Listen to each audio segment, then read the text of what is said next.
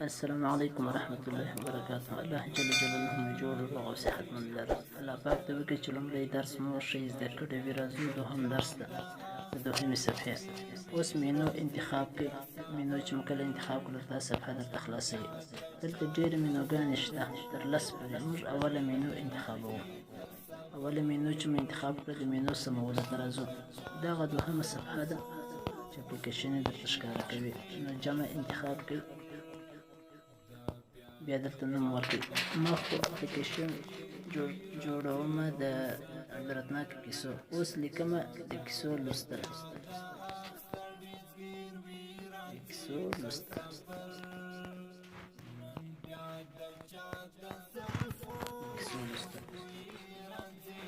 لیکم د اپلیکیشن په اړه. بیا لیکم د اپلیکیشن شریکول.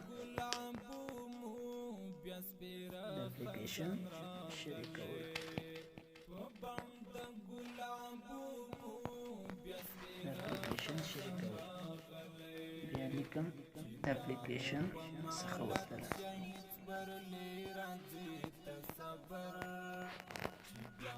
بیا لیکم زموږ نور اپلیکیشنان.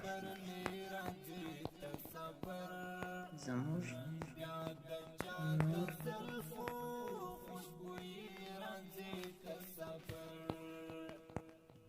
نور اپلیکیشنان. د دې نقطو سمول دلته هم کولی شئ. پر دې ځای باندې دا به ګوته پر کښېکاږئ او لوړو پورته یې بیولی شئ.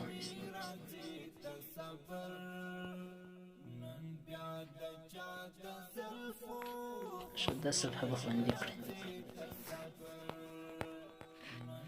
رابسې د دې صفحې ډیزاین به وکړئ. دلته یې کولی شئ. چې کله دا صفحه درته خلاصه شوله نو د کیسو لوستل. اوس صفحه دلته یې کړه. وګورئ چې څه ډیزاین کې ده. صفحه ستاسې ده په دې ډیزاین کې ده.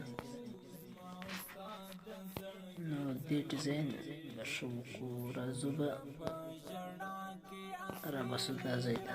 زه لیکنې ته تغیر ورکوم بل فونټ انتخابوم. دې لیکنې ته یې تغیر ورکوئ. اندازه یې انتخابوم. اندازه یې ډیروم. نو رنګ ته یې تغیر ورکوم. سپین رنګ به انتخاب کړم.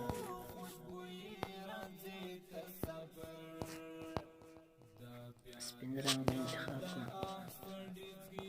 شاتنی رنګ بیا هم واړوم.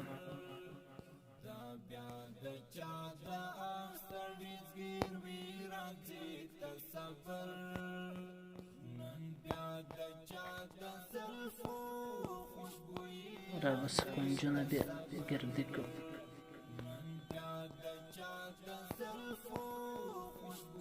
دا ځای مو په یاد وي چې دا رنګ ورکوي او اضافه کوي. دا د ایکون ځای دی. دا د ښي لاس ایکون. دا د چپ لاس ایکون. د ښي لاس ایکون دلته ښکاره کوي. د چپ لاس ایکون دلته ښکاره کوي. یعنې تاسې چې هر عکس غواړئ دلته یې واچولی شئ. دلته یې درته ښکاره کوي. راځو بکس ته. بکس یې انتخابوو 12. رنګ ته یې تغیر ورکوو. زرغون رنګ به انتخاب کړو. نو اوس به دلته ولاړ صفحه به وګورو چې دا ډیزاین یې څنګه شو. انشاءالله سم ده. نو دوهمه دلته به د کیسو لوستل باندې به ووو. زموږ نورې نقطې هم راته ښکاره کړي. نو اوس به انتخاب کړو د اپلیکیشن. زموږ نور اپلیکیشنان.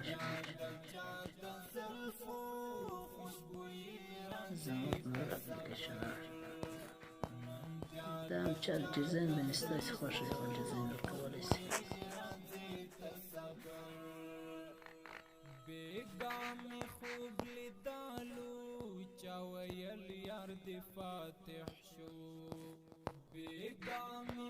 بیا به دا ځای د اپلیکیشن په اړه.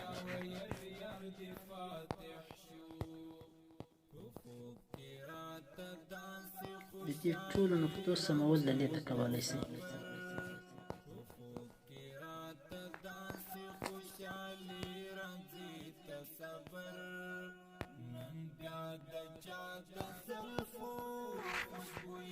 به د ځای وروي د اپلیکیشن شریکول.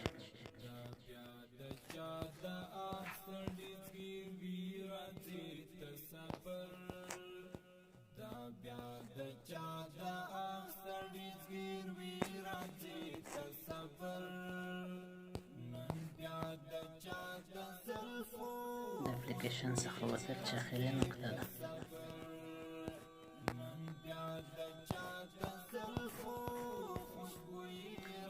جانبی